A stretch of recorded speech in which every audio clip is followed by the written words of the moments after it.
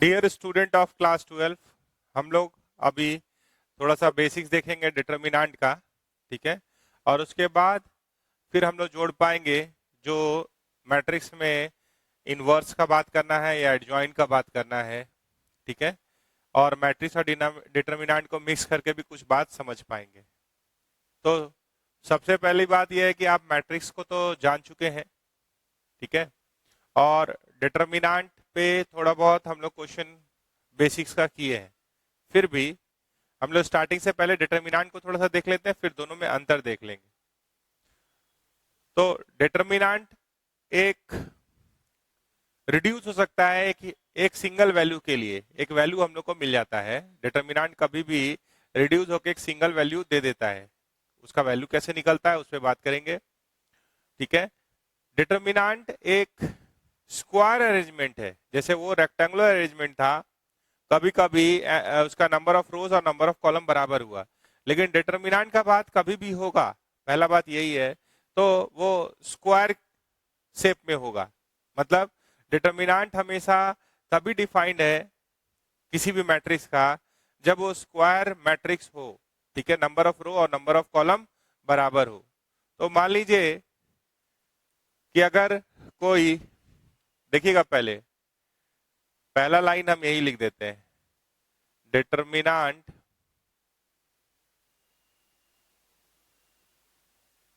of a matrix is defined if it is a square matrix। ये बात पहले बैठा लीजिए। ठीक है। तो अगर हमारे पास एक मैट्रिक्स था, मान लीजिए ए बी सी डी, तो ऐसे लिखते थे। डिटर्मिनेंट इसका लिखेंगे तो सिंगल बार आएगा ए, और यहां पे भी सिंगल बार होगा ए बी सी डी। तो मैट्रिक्स में आप क्या क्या सिंबल देखे हैं? मैट्रिक्स स्क्वायर ब्रैकेट से भी होता है, पैरेंथेसिस से भी होता है, और डबल बार से भी होता है। ये तीन। डिटर्मिनेंट के लिए सिंगल बार इधर, सिंगल बार इधर, और ये के बराबर होता है। तो यहां क्रॉस मल्टीप्लीकेशन कर लीजिए, a into d minus b into a d minus b c. तो डिटर्मिनेंट इज इक्वल्स टू क्या होता है? डिटर्मिनेंट हमेशा बराबर होता है यूनिक वैल्यू के। एक यूनिक वैल्यू होता है, एक वैल्यू मिलेगा। डिटर्मिनेंट इज इक्वल्स टू क्या होता है? Unique value. लेकिन मैट्रिक्स एक वैल्यू को अचीव नहीं कर सकता है। आप मान लीजिए कि ऐसे भी लिख दिए, मान लीजिए स्क्वायर ब्रैकेट में 2, और इसको अगर 2 लिखिएगा तो ये बात सही नहीं है। इसको अगर किसी वैल्यू के बराबर कीजिएगा तो सही नहीं है। हाँ, इक्वालिटी ऑफ मैट्रिक्स अलग चीज है कि अगर मान लीजिए यहाँ x माइनस 2 लिखा हुआ है और यहाँ पे एक मैट्रिक्स दूसरे मैट्रिक्स का ही बराबर कर सकता है। एक मैट्रिक्स हमेशा दूसरे मैट्रिक्स के ही बराबर हो सकता है। हाँ, नल मैट्रिक्स में जीरो कैपिटल जीरो से हम लोग लिख लिए, वो एक सहूलियत भरा बात है, लेकिन इसे कहने का सेंस अगर ऐसा होगा तो आप इसको बराबर कर सकते हैं और x बराबर 4 आ जाएगा। ठीक है, आंसर। लेकिन आप सोचिएगा कि दिस इज इक्वल, इसका मतलब 2 हो गया, डिटर्मिनेंट ऑफ 2 मतलब 2, तो ये ठीक बात नहीं है। हाँ, ये किससे आया? Equality of 2 matrix. इसको आप सॉल्व कर सकते हैं, इसलिए दोनों को मिक्स ना कर दीजिए। लेकिन अगर आप बोलिएगा कि अगर एक एलिमेंट से ज्यादा है और इक्वल टू कुछ लिख दीजिएगा, तो उसका कोई मतलब नहीं है। या यहाँ पे लिख दिए 3 लिख दिए, ग्रेटर देन 2 लिख दिए, मान लीजिए यहाँ 3 ही लिख दिए, यहाँ ग्रेटर देन 2 लिख दिए, या कुछ और, तो इनइक्वालिटी इज मीनिंगलेस।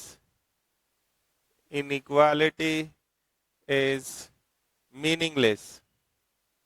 इसी में लिख देते हैं मीनिंगलेस, इसका कोई मतलब नहीं है। इन मैट्रिक्स,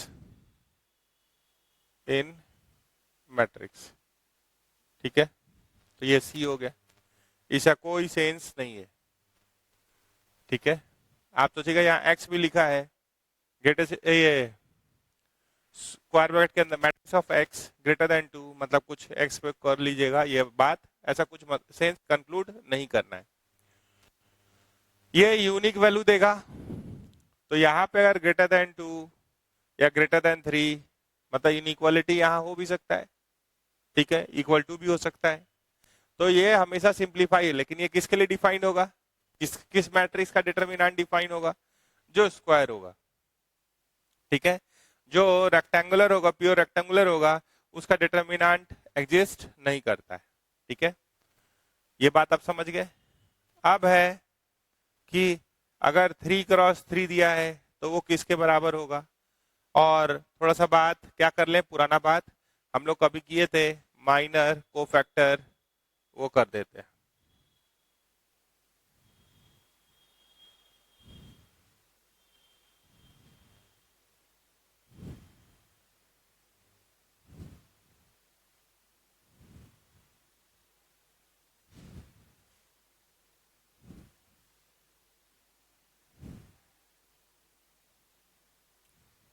देखिए अगर 3 क्रॉस 3, तो मैट्रिक्स तो ऐसे लिखते हैं आप, A1 A2 A3 B1 B2 B3 C1 C2 C3, ऐसे लिखते हैं। इसका डिटरमिनेंट लिखेंगे तो कैसे लिखेंगे, डिटरमिनेंट ऑफ ए, तो यहाँ पे स्क्वायर ब्रैकेट बार में चेंज हो जाएगा, और यहाँ लिखिएगा A1 A2 A3 B1 B2 B3 C1 C2 C3, ठीक है। तो यहाँ पे सबसे पहला शब्द आ रहा है माइनर, हर एलिमेंट का माइनर होगा, माइनर, ठीक है।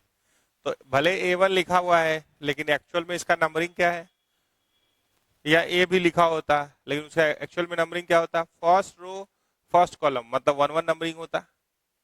तो हर एलिमेंट का माइनर हो सकता है। मान लीजिए कि माइनर ऑफ आप बोले A1, तो आप इसका नंबरिंग देखिए, row number of row number row number of A1 is 1, column number of A1 is 1, ठीक है। ये A हो गया, मान लीजिए। सेकेंड पॉइंट, जो रो का नंबर है उसका और कॉलम का नंबर, उसको हाइड कर दीजिए, डिलीट, मान लीजिए इसका निकाल रहे हैं, ठीक है, डिलीट रो 1 एंड कॉलम 1। रो 1 का सिंबल है R1 और कॉलम 1 का सिंबल है R2। तो आप लिखे ऐसा कुछ A1 A2 A3 B1 B2 B3 C1 C2 C3, ऐसे लिखे। आप डिलीट कर दीजिए,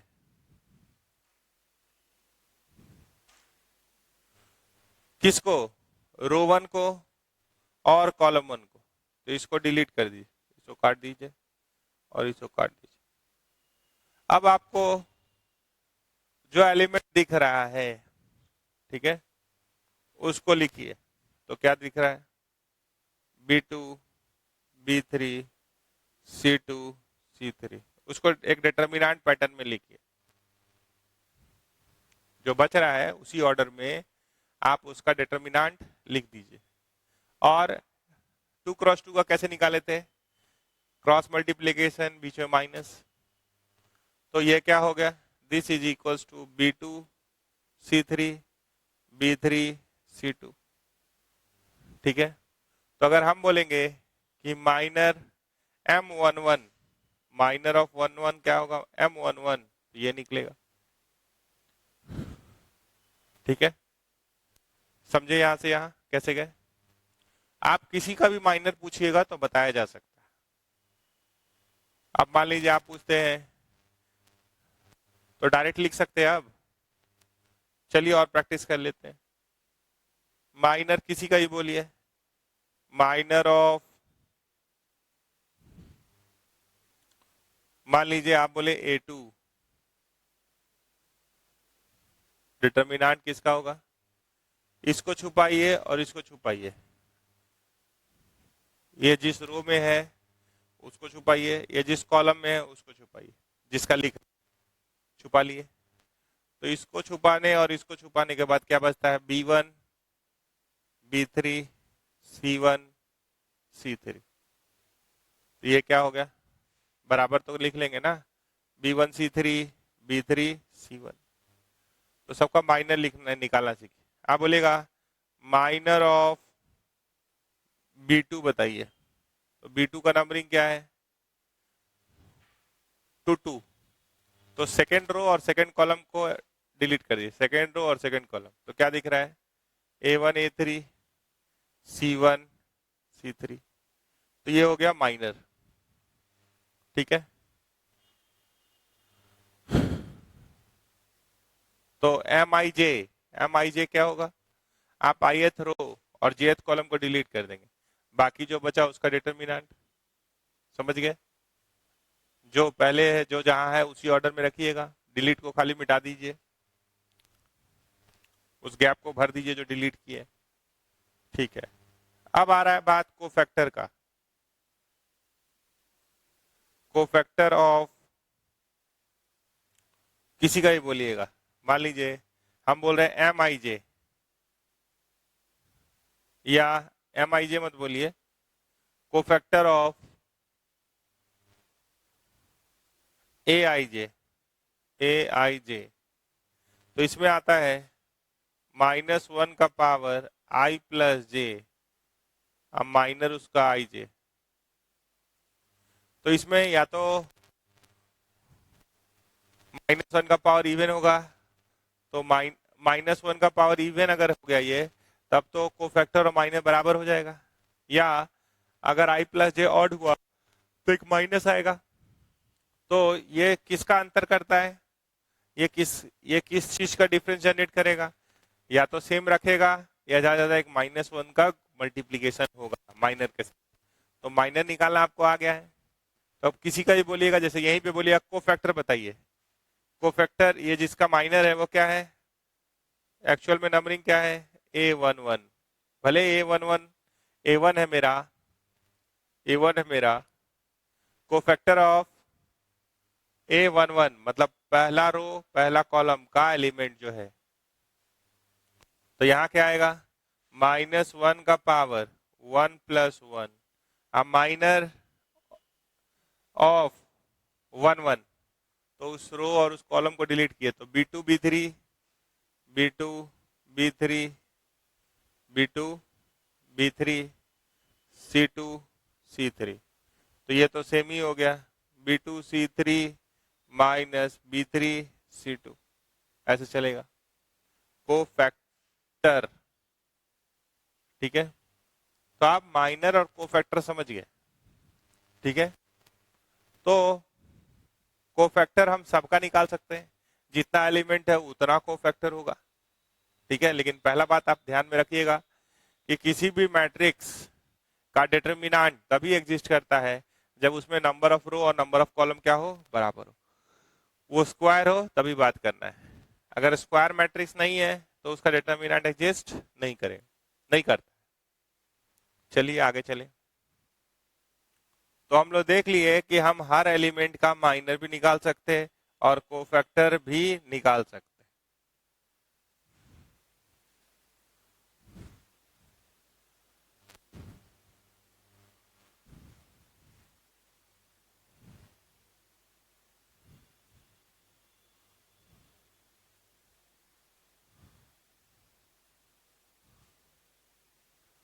अब अगर हम इसका बोले कि साइन वाला बात करें, जो माइनर को कोफैक्टर में बदलने का बात है, अगर इसी का बात करें साइन का, मान लीजिए कोफैक्टर हम सबका लिखना चाहते हैं, ठीक है, तो थोड़ा बड़ा बना लिए, ठीक है। अब हम क्या लिख रहे हैं, कोफैक्टर को लिख रहे हैं, या मान लीजिए कोफैक्टर का मैट्रिक्स लिख रहे हैं, या मैट्रिक्स लिख रहे हैं, कोफैक्टर मैट्रिक्स, ठीक है। तो कोफैक्टर का मैट्रिक्स कैसे निकल सकता है, हम किसका बात कर रहे हैं, मैट्रिक्स ऑफ कोफैक्टर।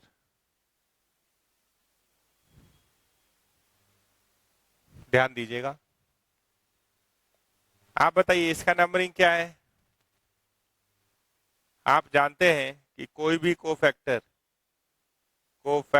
ऑफ, यही फॉर्मूला लगाना है, ए आई जे इज इक्वल्स टू -1 का पावर आई प्लस जे एम आई जे। तो एम आई जे आप समझ गए हैं, सिर्फ उसको +1 से इंटू करना है कि -1 से, ये देख लेंगे। तो जब आप आगे बढ़ रहे हैं, ठीक है, A1, तो उसका नंबरिंग क्या हुआ, -1 का पावर 1 + 1, -1 का पावर 1 + 1, तो यहाँ क्या होगा, प्लस, ठीक है।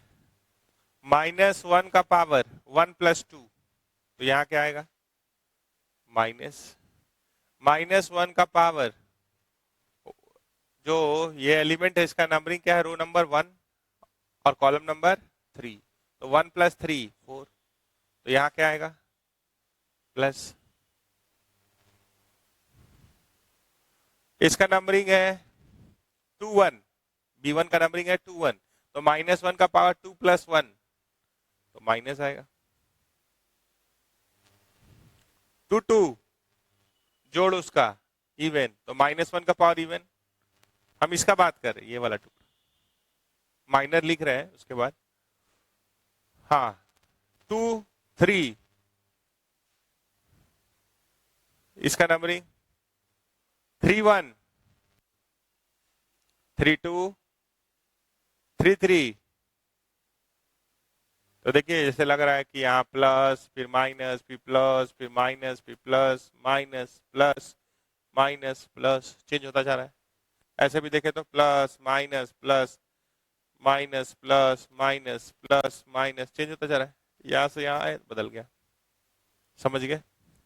अच्छा, अब ये साइन के बगल में माइनर लिखना है, तो माइनर लिख देते हैं। तो इस रो को और इस कॉलम को छुपाइए, तो क्या आया, ये डिटर्मिनेंट, तो वो क्या है, B2 C3 माइनस, थोड़ा जगह कम ना पड़ जाए, थोड़ा और बड़ा लिख देते हैं, नहीं तो हौच-पौच हो जाएगा, आपको दिखाई नहीं देगा तो सब बकवास। हाँ, तो हम लोग जितना भी सीखे उसे समझ गया कि एक प्लस एक माइनस फिर प्लस, ऐसे चलेगा। तो एक ही बार में लिखते हैं, लिखते जाते हैं। यहाँ क्या था, अगर आपको याद हो तो यहाँ था प्लस, इसको छुपाए और इसको छुपाए, क्या दिख रहा है, B2 C3 minus B3 C2, plus के बाद क्या आता है, माइनस। अब A2 जिसमें है उस रो को और उस कॉलम को छुपा दीजिए, उस रो को और उस कॉलम को। अब इसको देखिए, ये दिख रहा है, तो B1 C3 B1 C3 B3 C1, plus के बाद माइनस आया, माइनस के बाद क्या आएगा, प्लस। अब A3 का लिख रहे हैं, तो ये जिस रो में है और कॉलम में उसको छुपा दीजिए, तो फर्स्ट रो छुप जाएगा और थर्ड कॉलम छुप जाएगा, तो क्या बचा, B1 B2 C1 C2, तो उसका डिटर्मिनेंट, तो B1 C2 minus B2 C1, ऐसे। आगे चलिए, देखिए प्लस माइनस प्लस, समझ रहे हैं आप, ये क्या है, -1 का पावर 1 + 1, -1 का पावर 1 + 2, -1 का पावर 1 + 3। आगे चलिए 2 1 प्लस के बाद ऐसे भी क्या आता है माइनस, तो B1 का लिख रहे हैं, तो B1 जिस रो में है और जिस कॉलम में है उसको डिलीट कर दिए, तो इसको छुपाइए, इसको छुपाइए। A2 C3 minus A3 C2। अब माइनस के बाद क्या होता है प्लस, इसको छुपाइए, इसको छुपाइए, इस रो को छुपाइए और इस कॉलम को छुपाइए। A1 C3 minus A3 C1, इसको छुपाइए, इसको छुपाइए, B3 का लिख रहे हैं, माइनस के बाद प्लस, प्लस के बाद माइनस, ठीक है। आगे चलिए, इसको छुपाए और इसको छुपाए, क्या दिख रहा है A1 C2 A1 C2 और A2 C1, माइनस के बाद क्या आएगा प्लस, ये प्लस साइन कहां से आ रहा है, यहां से आ रहा है। इसका नंबरिंग क्या है, थर्ड रो फर्स्ट कॉलम, 3 + 1 4 होता है, -1 का पावर 4 1 होगा, इसलिए प्लस। इसको छुपाइए, जिस रो में है उसको छुपाइए, उस कॉलम को छुपाइए। A2 क्या हो गया, इसको छुपाए और इसको, A2 B3 minus A3 B2, plus के बाद फिर माइनस, इसको छुपाइए, इसको छुपाइए। A1 B3 माइनस, इसको छुपाए और इसको छुपाए, A1 B3 minus A3 B1, plus के बाद माइनस, माइनस के बाद प्लस, इसको छुपा दीजिए और इसको छुपा दीजिए, क्या हो गया A1 B2 A1 B2 minus A2 B1, हो गया। तो इसको बोलते हैं कोफैक्टर मैट्रिक्स, ठीक है। अब कोफैक्टर का अगर आप ट्रांसपोज ले लीजिएगा, ये जो कोफैक्टर आप देख रहे हैं इसका क्या ले लीजिएगा, ट्रांसपोज ले लीजिएगा। ट्रांसपोज समझते हैं, ये इतना बड़ा दिख रहा है ना आपको, तो मेहनत तो करना पड़ेगा। तो कोफैक्टर का अगर ट्रांसपोज ले लीजिएगा, कोफैक्टर का ट्रांसपोज, तो इसका एक नया टर्म है एडजॉइंट, क्या है ADJ, एडजॉइंट ऑफ A, इसको बोलते हैं, ठीक है। इसको क्या बोलते हैं, एडजॉइंट ऑफ A, कोफैक्टर का ट्रांसपोज, ठीक है। और अगर इस डिटर्मिनेंट का वैल्यू निकालना है, ठीक है, ये अभी रोक रहे हैं, इस पे सवाल करेंगे, लाएंगे, इसको लॉन्च करेंगे। तो आप देखिए एक तरह से मिक्सअप है, तो सारा बात करेंगे, कोफैक्टर तक पहुंच रहे थे, तो कोफैक्टर मैट्रिक्स अगर बना लिए, इसका अगर ट्रांसपोज ले लेंगे तो क्या हो जाएगा, एडजॉइंट ऑफ ए, इसको क्या पढ़ते हैं एडजॉइंट ऑफ ए। तो कोफैक्टर आप समझ गए, माइनर आप समझ गए, ठीक है, चाहे मैट्रिक्स का हो या डिटर्मिनेंट का हो, कोफैक्टर और माइनर वर्ड क्लियर है। चलेंगे आगे, हम बात करेंगे पहले, जैसे आप ये कोफैक्टर देख रहे हैं तो इसको मिटा नहीं रहे अभी, ठीक है, इसको थोड़ा सा मिटा रहे हैं।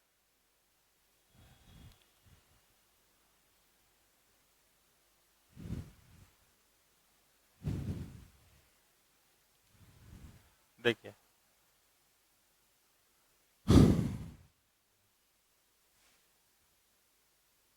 हम बात करना चाहते हैं, हम बात करना चाहते हैं वैल्यू ऑफ डिटर्मिनेंट का, ठीक है।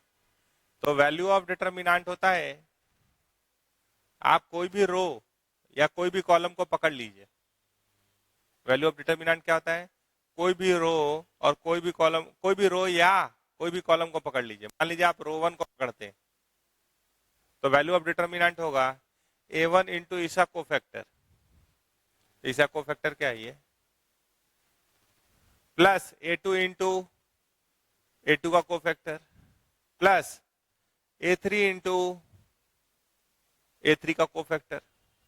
तो कोफैक्टर दिख रहा है आपको, और ऐसा कोई जरूरी नहीं है कि पहले ही रो से आप वैल्यू निकाल पाएंगे। आप किसी भी रो से, जैसे ये जो आप देख रहे हैं, किसी भी रो से अगर उसे कॉरस्पॉन्डिंग कोफैक्टर को गुना कर देंगे तो वैल्यू ऑफ डिटर्मिनेंट हो जाएगा। जैसे आप एक रो को पकड़ लिए, मान लीजिए रो का जो भी एलिमेंट हुआ इनटू उसका कोफैक्टर का समेशन वैल्यू ऑफ डिटर्मिनेंट होगा। अगर आप किसी कॉलम को ही पकड़ लिए, मान लीजिए A1 B1 C1, तो A1 इंटू उसका कोफैक्टर, B1 इंटू B1 का कोफैक्टर, C1 इंटू उसका कोफैक्टर, बीच में प्लस कर दीजिए, तीनों चीजों को जोड़ दीजिए, A1 इंटू, देखिए हम लिख रहे हैं एक बार, वैल्यू ऑफ डिटर्मिनेंट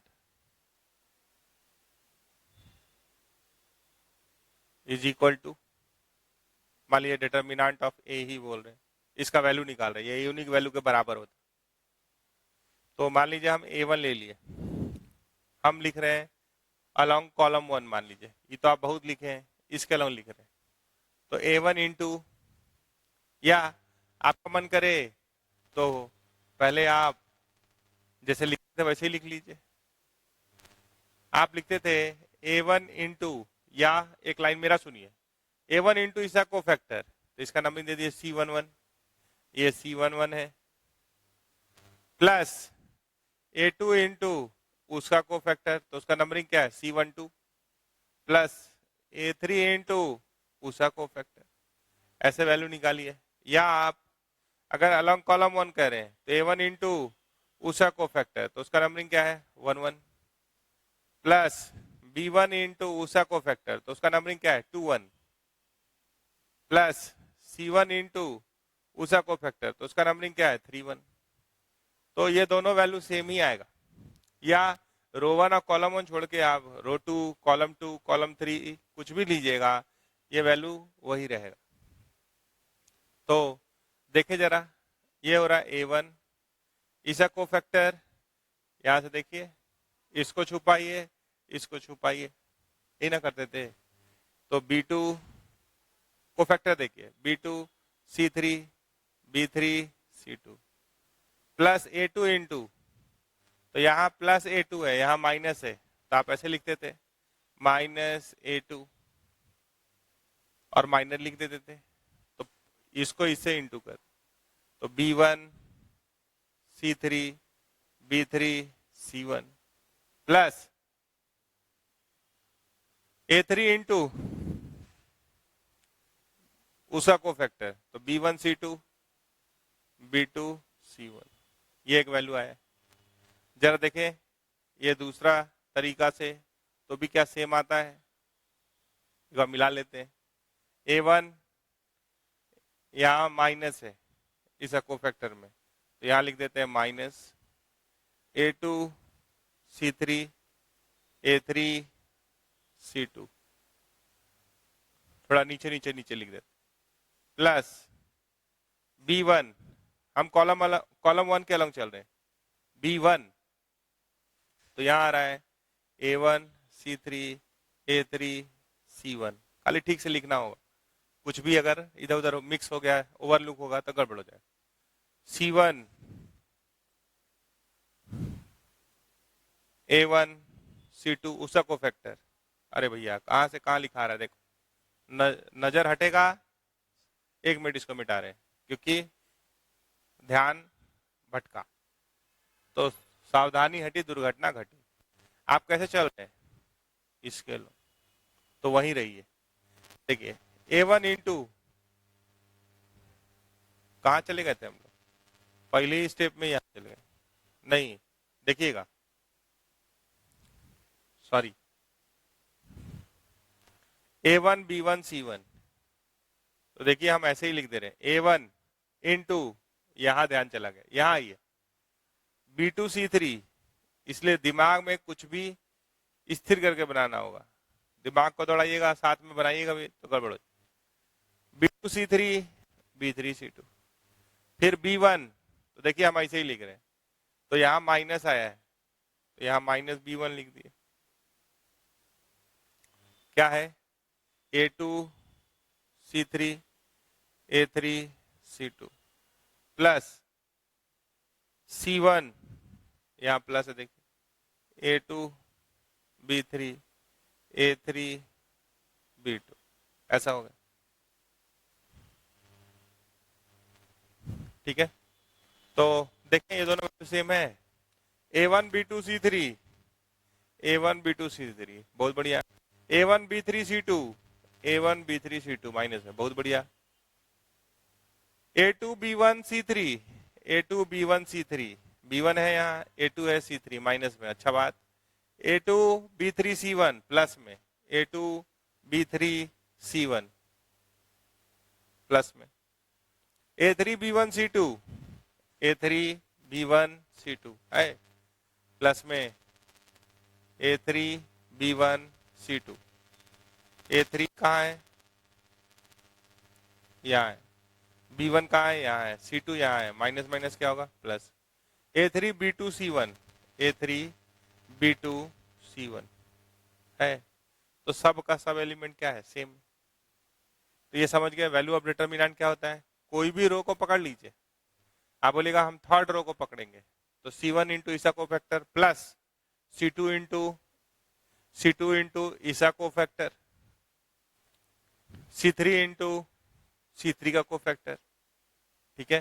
तो वैल्यू ऑफ डिटर्मिनेंट क्या होता है, कोई भी रो कोई भी कॉलम इंटू इट्स को फैक्टर का समेशन, है ना। बीच में क्या है, यहाँ पे हम अपनी तरफ से क्या दिए हैं, तीनों एलिमेंट के बीच में प्लस, ये माइनस कहाँ से आया, ये माइनस तो यहाँ वाला माइनस, हम तो प्लस दिए थे, प्लस माइनस माइनस हुआ, समझ गए।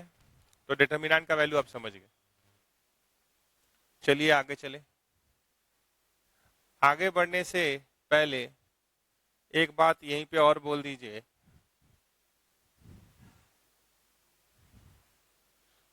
यहीं पे एक चीज और बोल दीजिए, कोफैक्टर लिखे हुए हैं, हम बोल रहे हैं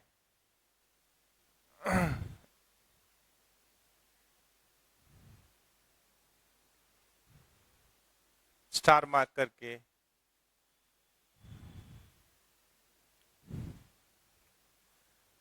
हम ले रहे हैं कोई भी रो और कोई भी कॉलम, कोई भी रो लिए, मान लीजिए R1 R2 R3, ठीक है, R1 R2 R3 में से कोई भी रो लिए, ठीक है, आप कोई भी रो बोल दीजिए, मान लीजिए आप एक मिनट के लिए रो 1 ही बोले, तो रो 1 को अगर मल्टीप्लाई करेंगे उसे कोफैक्टर से तो वैल्यू ऑफ डिटर्मिनेंट मिल जाएगा, ठीक है। अगर रो 1 को मल्टीप्लाई करेंगे कोई अदर रो के कॉरस्पॉन्डिंग कोफैक्टर से तो उसका वैल्यू कितना होता है, हम क्या बोल रहे हैं कि if row 1, if each element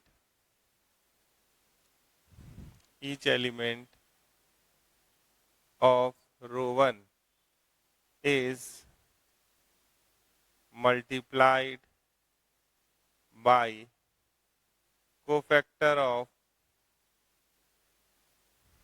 any other row,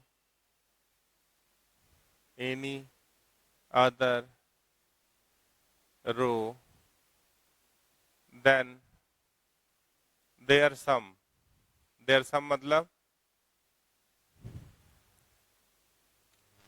there सम का मतलब है, मान लीजिए रो 1 में क्या है A1, कोफैक्टर मान लीजिए हम ले लिए अदर रो का, मान लीजिए रो 2 का, तो इसका नंबरिंग क्या होगा, इसका नंबरिंग क्या होगा C21, तो मान लीजिए हम C21 फिर A2 into C22 plus A3 into C23, second row के कोफैक्टर से मल्टीप्लाई करेंगे तो वैल्यू क्या होगा, ये ऑप्शन। ठीक है, तो A1 इंटू जोड़िए C21, C21 क्या है, यहाँ माइनस, तो यहाँ पे प्लस माइनस माइनस बाहर निकालिए, A2C3 minus A3C2 plus A2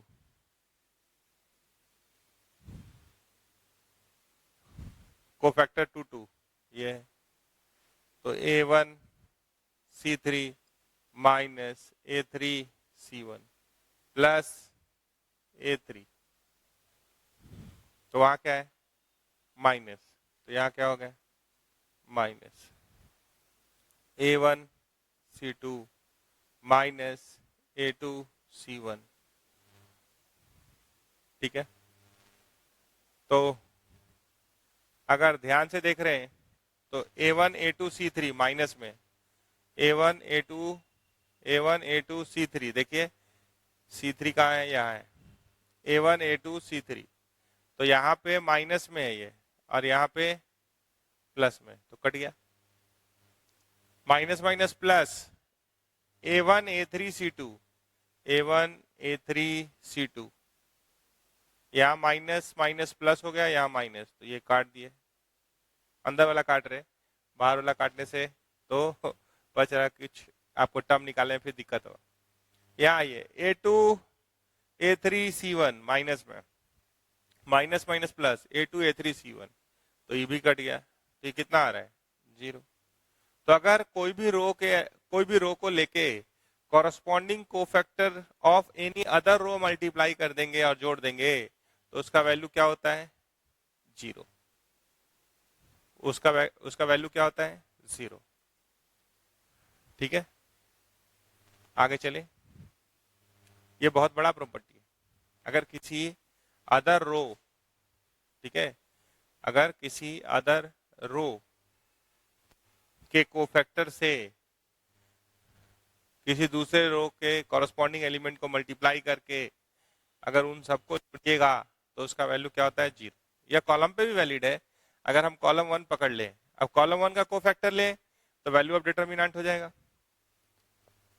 अगर कॉलम 1 पकड़े इंटू कोफैक्टर ऑफ कॉलम 2 कर दिए कॉरस्पॉन्डिंगली, मतलब A1 को इससे, B1 को इससे और C1 को इससे मल्टीप्लाई कर दिए और फिर सबको जोड़ दिए तो वैल्यू क्या आएगा 0। ठीक है, आगे चलते हैं।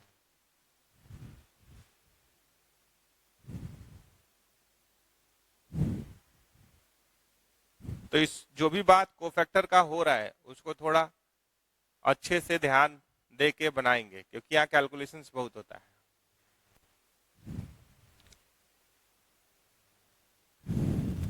अब अगर हम बात करें, मान लीजिए दो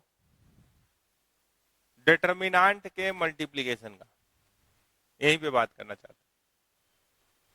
ठीक है, दो, तो जैसे आप मैट्रिक्स से मल्टीप्लाई करते थे वैसे यहां भी कर सकते हैं। डिटर्मिनेंट में मल्टीप्लिकेशन जैसे आप मैट्रिक्स का मल्टीप्लिकेशन करते थे वैसे यहां भी कर सकते हैं।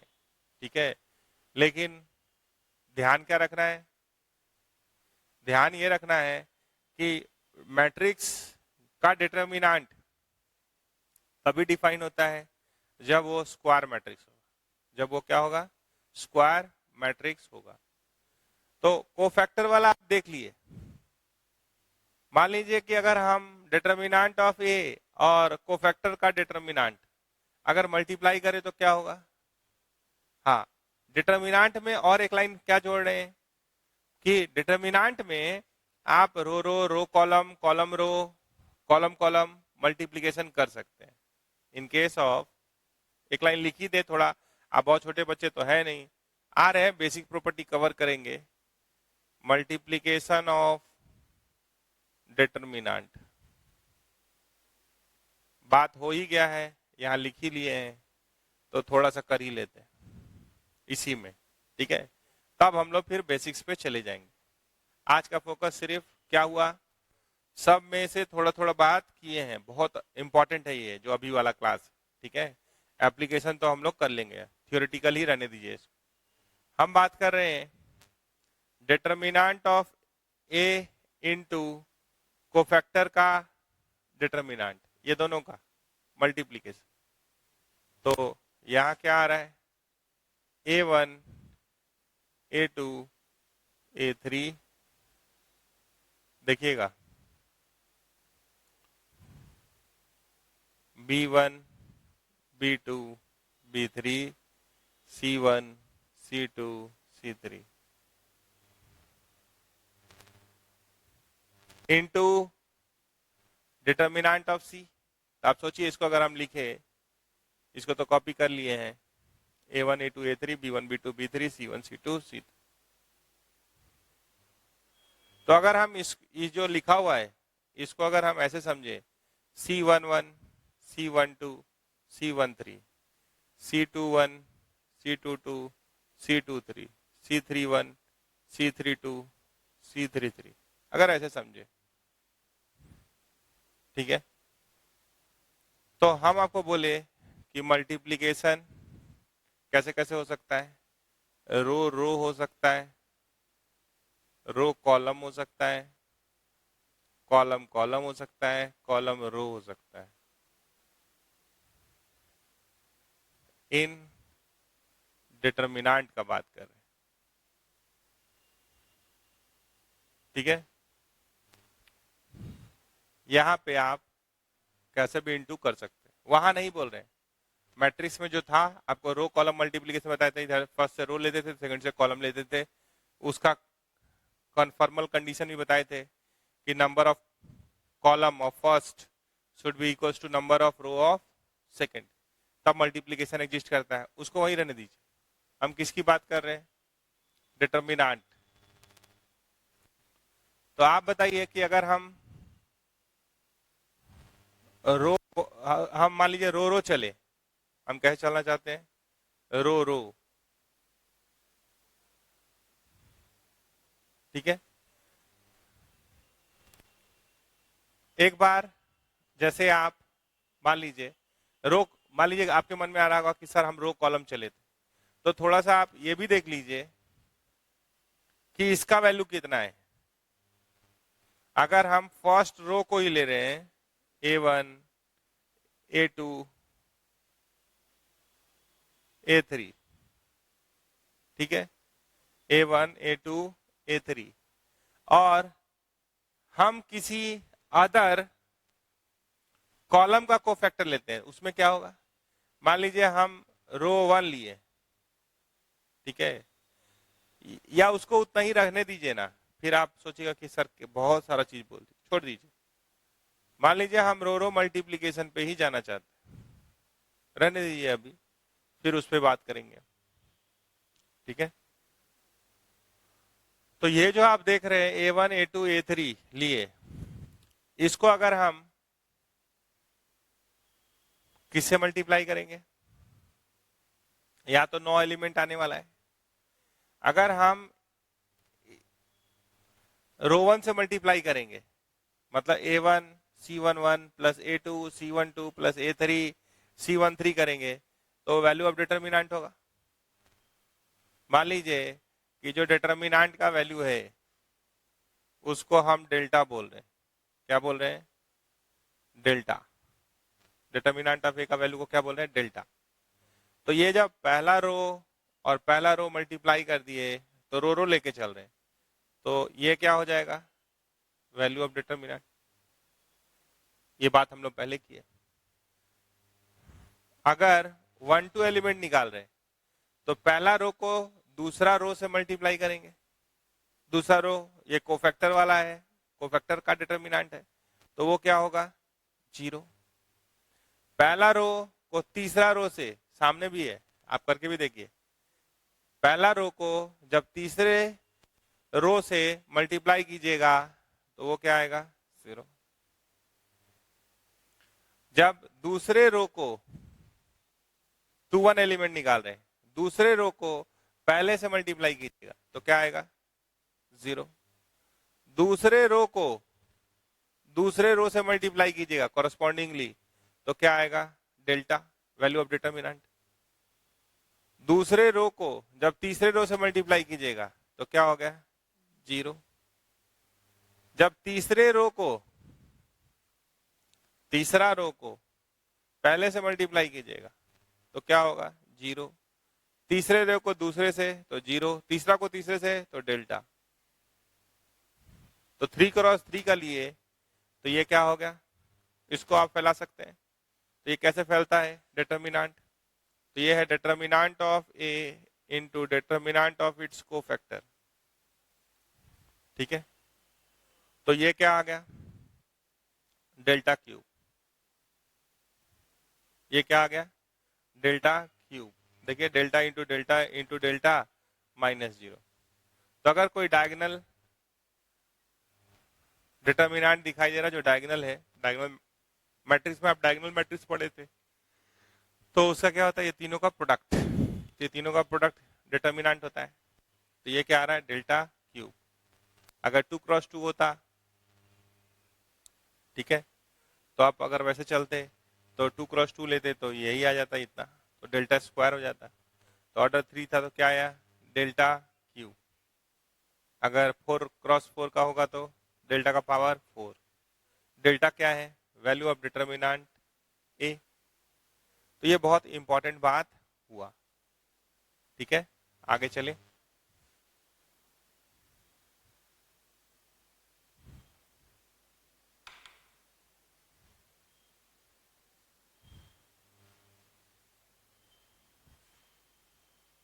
अगर इस डिटर्मिनेंट का वैल्यू निकालना है, ठीक है, ये अभी रोक रहे हैं, इस पे सवाल करेंगे, लाएंगे, इसको लॉन्च करेंगे। तो आप देखिए एक तरह से मिक्सअप है, तो सारा बात करेंगे। कोफैक्टर तक पहुंच रहे थे तो कोफैक्टर मैट्रिक्स अगर बना लिए, इसका अगर ट्रांसपोज ले लेंगे तो क्या हो जाएगा एडजॉइंट ऑफ ए। इसको क्या पढ़ते हैं एडजॉइंट ऑफ ए।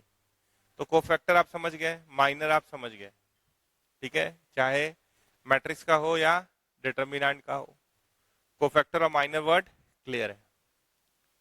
चलेंगे आगे, हम बात करेंगे पहले।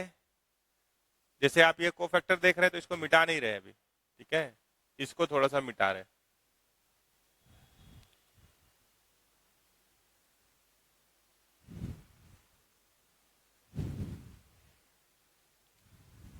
देखिए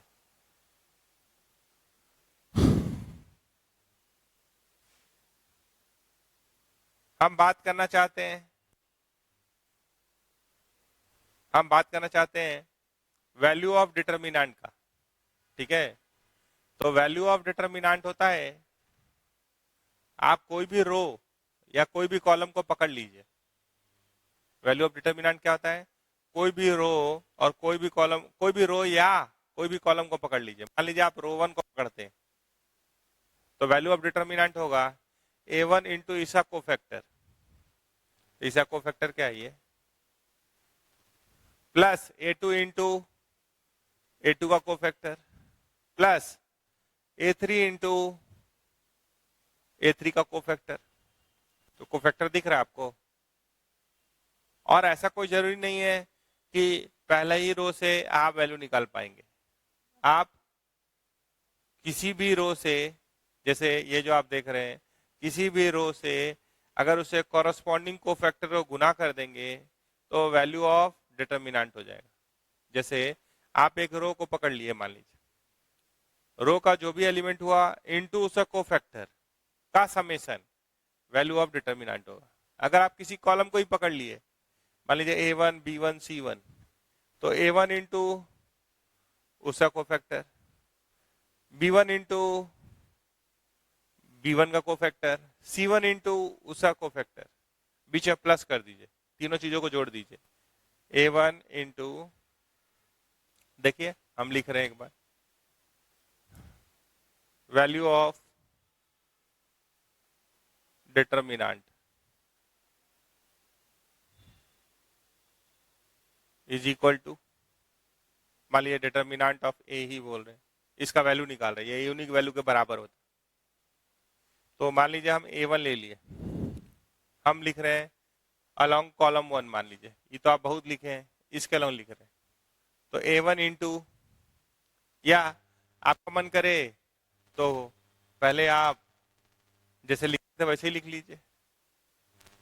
आप लिखते थे A1 इंटू, या एक लाइन मेरा सुनिए, A1 इंटू इसका कोफैक्टर, तो इसका नंबर दे दिए C11, ये C11 है, प्लस A2 इंटू उसका कोफैक्टर, तो उसका नंबरिंग क्या है C12, प्लस A3 इंटू उसका कोफैक्टर, ऐसे वैल्यू निकालिए। या आप अगर अलोंग कॉलम 1 कह रहे हैं तो A1 इंटू उसका कोफैक्टर, तो उसका नंबरिंग क्या है 11, प्लस B1 इंटू उसका कोफैक्टर, तो उसका नंबरिंग क्या है 21, प्लस C1 इंटू उसका कोफैक्टर, तो उसका नंबरिंग क्या है 31। तो ये दोनों वैल्यू सेम ही आएगा। या रो 1 और कॉलम 1 छोड़ के आप रो 2, कॉलम 2, कॉलम 3 कुछ भी लीजिएगा, ये वैल्यू वही रहेगा। तो देखिए जरा, ये हो रहा है A1, इसका कोफैक्टर यहां से देखिए, इसको छुपाइए, इसको छुपाइए, ये ना करते थे। तो B2 कोफैक्टर देखिए, B2 C3 B3 C2 plus A2 into, तो यहाँ प्लस A2 है, यहाँ माइनस है, तो आप ऐसे लिखते थे माइनस A2 और माइनस लिख देते थे, तो इसको इससे इंटू कर, तो B1 C3 B3 C1 plus A3 into उसका कोफैक्टर, तो B1 C2 B2 C1, ये एक वैल्यू आया। जरा देखें ये दूसरा तरीका से तो भी क्या सेम आता है, एक मिला लेते हैं। A1 यहाँ माइनस है इस कोफैक्टर में, तो यहाँ लिख देते हैं minus A2 C3 A3 C2, थोड़ा नीचे नीचे नीचे लिख देते, प्लस B1, हम कॉलम 1 के अलग चल रहे हैं, B1, तो यहाँ आ रहा है A1 C3 A3 C1, खाली ठीक से लिखना होगा, कुछ भी अगर इधर उधर मिक्स हो गया, ओवरलुक होगा तो गड़बड़ हो जाए। C1 A1 C2 उसका कोफैक्टर, अरे भैया कहाँ से कहाँ लिखा रहा है, देखो नजर हटेगा, 1 मिनट इसको मिटा रहे हैं क्योंकि ध्यान भटका, तो सावधानी हटी दुर्घटना घटी। आप कैसे चल रहे हैं, इसके लो तो वहीं रहिए। देखिए A1 इंटू, कहाँ चले गए थे हम लोग, पहले ही स्टेप में यहाँ चले गए, नहीं देखिएगा, सॉरी, A1 B1 C1, तो देखिए हम ऐसे ही लिख दे रहे हैं A1 इंटू, यहां ध्यान चला गया, यहां आइए B2 C3, इसलिए दिमाग में कुछ भी स्थिर करके बनाना होगा, दिमाग को दौड़ाइएगा साथ में बनाइएगा भी तो गड़बड़ हो जाए। B2 C3 B3 C2, फिर B1, तो देखिए हम ऐसे ही लिख रहे हैं, तो यहाँ माइनस आया है, तो यहाँ माइनस B1 लिख दिए, क्या है A2 C3 A3 C2 plus C1, यहाँ प्लस है देखिए A2 B3 A3 B2, ऐसा होगा, ठीक है। तो देखें ये दोनों सेम है, A1 B2 C3 A1 B2 C3, बहुत बढ़िया। A1 B3 C2 A1 B3 C2 minus में, बहुत बढ़िया। A2 B1 C3 A2 B1 C3, B1 है यहाँ, A2 है C3 माइनस में, अच्छा बात। A2 B3 C1 प्लस में, A2 B3 C1 प्लस में, A3 B1 C2 A3 B1 C2 है प्लस में, A3 B1 C2, A3 कहाँ है, यहाँ है, B1 कहाँ है, यहाँ है, C2 यहाँ है, माइनस माइनस क्या होगा प्लस, A3B2C1, A3B2C1 है, तो सब का सब एलिमेंट क्या है, सेम। तो ये समझ गए वैल्यू ऑफ डिटर्मिनेंट क्या होता है। कोई भी रो को पकड़ लीजिए, आप बोलेगा हम थर्ड रो को पकड़ेंगे, तो C1 इंटू ईसा को फैक्टर प्लस C2 इंटू ईसा को फैक्टर, C3 इंटू C3 का को फैक्टर। ठीक है, तो वैल्यू ऑफ डिटर्मिनेंट क्या होता है, कोई भी रो कोई भी कॉलम इंटू इट्स को फैक्टर का समेशन, है ना। बीच में क्या है, यहाँ पे हम अपनी तरफ से क्या दिए हैं, तीनों एलिमेंट के बीच में प्लस। ये माइनस कहाँ से आया है, ये माइनस तो यहाँ वाला माइनस, हम तो प्लस दिए थे, प्लस माइनस माइनस हुआ। समझ गए, तो डिटर्मिनेंट का वैल्यू आप समझ गए। चलिए आगे चले। आगे बढ़ने से पहले एक बात यहीं पे और बोल दीजिए,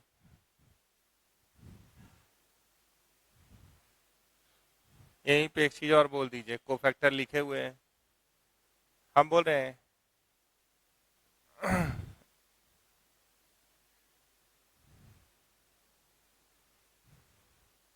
स्टार मार्क करके,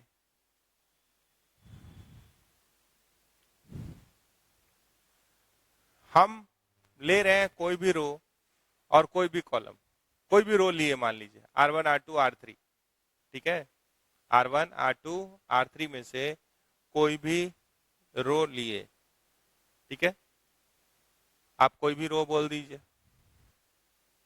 मान लीजिए आप एक मिनट के लिए रो 1 ही बोले, तो रो 1 को अगर मल्टीप्लाई करेंगे उसे को फैक्टर से, तो वैल्यू ऑफ डिटर्मिनेंट मिल जाएगा। ठीक है, अगर रो 1 को मल्टीप्लाई करेंगे कोई अदर रो के कॉरस्पॉन्डिंग को फैक्टर से, तो उसका वैल्यू कितना होता है।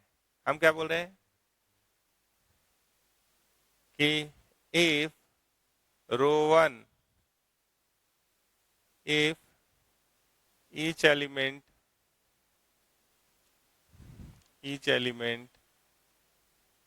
of row 1 is multiplied by cofactor of any other row,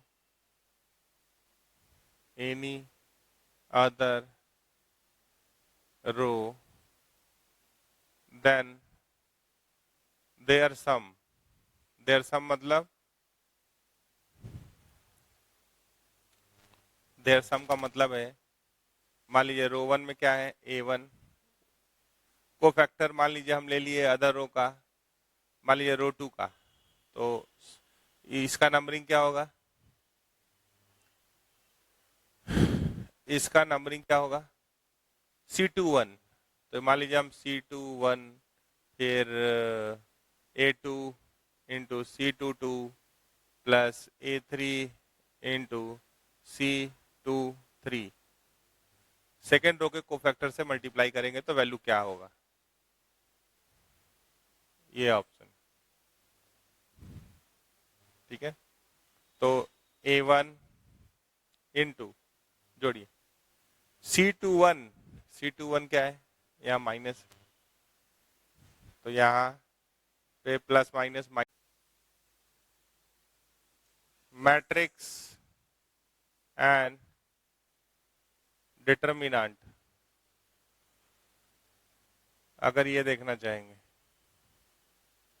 ठीक है, तो पहला पॉइंट है matrix can not be reduced to a value,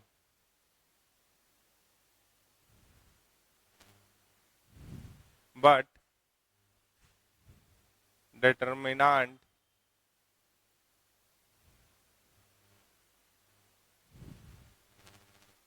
can be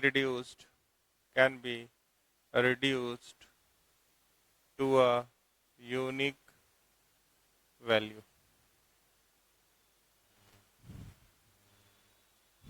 दूसरा है कि मैट्रिक्स का ट्रांसपोज डिफरेंट होता है, generally transpose of a matrix are different. Special case में सेम हो सकता है, जैसे कि आप देखे थे सिमेट्रिक मैट्रिक्स में. Generally transpose of a matrix are different. ठीक है, वो सिमेट्री वाला आपको बता चुके. But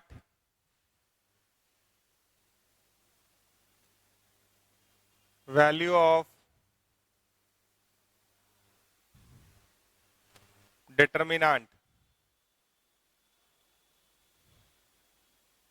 and its transpose and value of its transpose are equal. Transpose of a matrix are different. ठीक है, यहाँ पे एक बात बोल रहे थोड़ा सा, सम स्पेशल केसेस में हो सकता है कि बराबर हो जाए. ठीक है, तो यहाँ पे एक वर्ड यूज कर सकते हैं. चलिए ना, और इसको ठीक ही कर देते हैं. Generally transpose of a matrix are different, but value of determinant and value of its transpose are equal. तीसरा है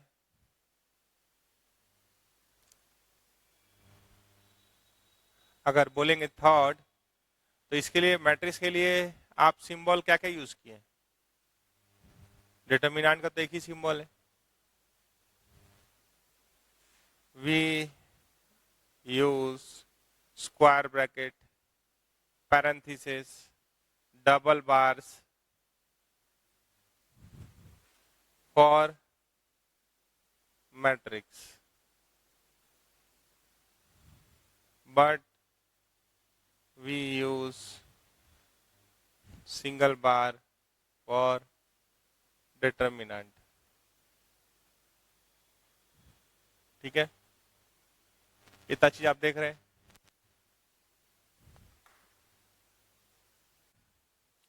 देखिए, एक ट्रिपल स्टार करके 2 पॉइंट लिखना चाहते. 4 नंबर है हमारे पास कि matrix can be of any order, can be of any order. Any order मतलब एनी ऑर्डर कहने का मतलब क्या है, रेक्टेंगुलर और स्क्वायर. ठीक है, it can be rectangular or square, but determinant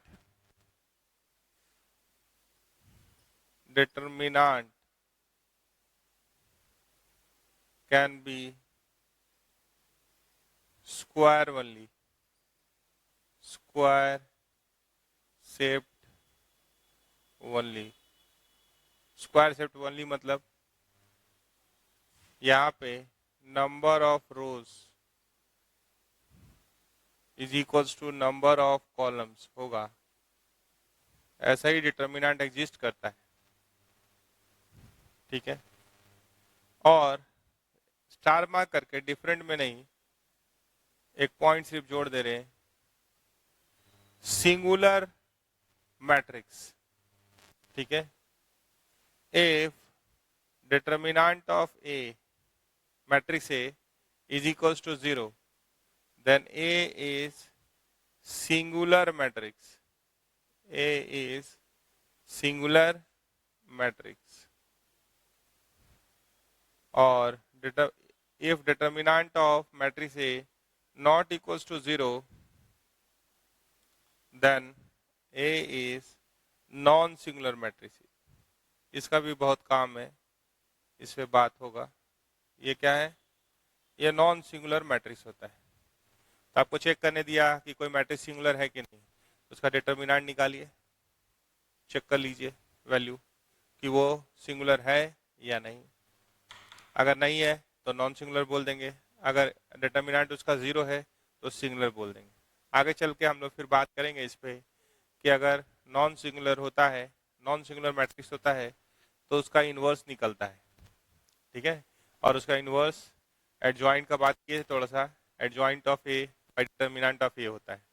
तो डिटर्मिनेंट ऑफ ए नीचे आना है तो that should be equals to, that should not be equals to 0। तो इस तरह से आप इतने से पहले थ्योरी को अच्छे से पढ़ लीजिए, कुछ सवाल बना लीजिए, बाकी हम लोग इससे आगे का बात नेक्स्ट क्लास में करेंगे। Thank you.